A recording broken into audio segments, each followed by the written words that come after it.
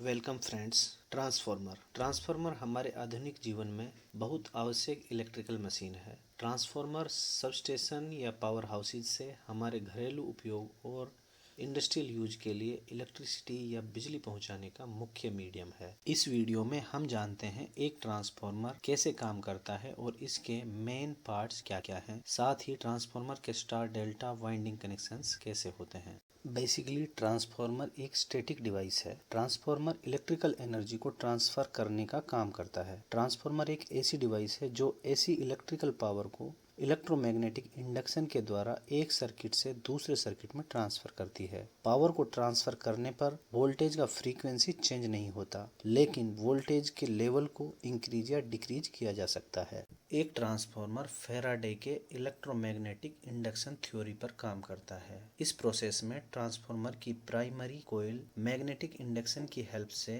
Voltage को secondary coil में transfer या इंड्यूस्ड करती है। कॉइल्स की वाइंडिंग एक दूसरे से इलेक्ट्रिकली आइसोलेटेड या सेपरेट होती हैं, लेकिन मैग्नेटिकली कोर के माध्यम से एक दूसरे से जुड़ी होती हैं।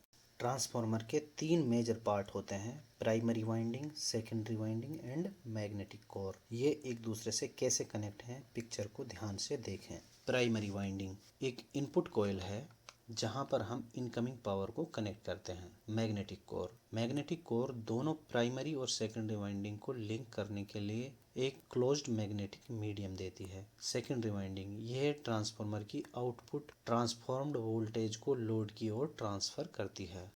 ट्रांसफार्मर की वाइंडिंग के कनेक्शंस, इसमें सबसे पहले हम समझते हैं वेक्टर ग्रुप को।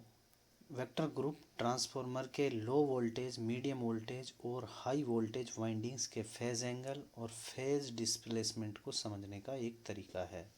एक थ्री फेज ट्रांसफार्मर की वाइंडिंग कई तरह से एक दूसरे से कनेक्टेड होती हैं, जैसे स्टार, डेल्टा। इसी बेसिस पर हम ट्रांसफार्मर के वेक्टर ग्रुप को निर्धारित करते हैं। वाइंडिंग के कनेक्शंस स्टार, डेल्टा या इंटरकनेक्टेड स्टार और जिगजैग कनेक्शन में होते हैं। एग्जाम्पल के तौर पर हम वेक्टर ग्रुप देखते हैं: DYN1, DYN11, YND11, DYN5 etcetera. अब एग्जाम्पल के तौर पर हम DYN को समझते हैं। पिक्चर को ध्यान से देखें। इसमें capital letter D HV winding को सूचित कर रही है और स्मॉल लेटर में Y LV वाइंडिंग को डिनोट कर रही है। N न्यूट्रल कनेक्शन को, क्योंकि न्यूट्रल Y के स्टार पॉइंट पर कनेक्ट होगा। अब जो लास्ट वाला लेटर है वो डिनोट करता है वाइंडिंग के फेज एंगल को। Phase displacement of LV winding with reference to HV winding. इसको ब्रीफली समझने के लिए हम दूसरा वीडियो बनाएंगे।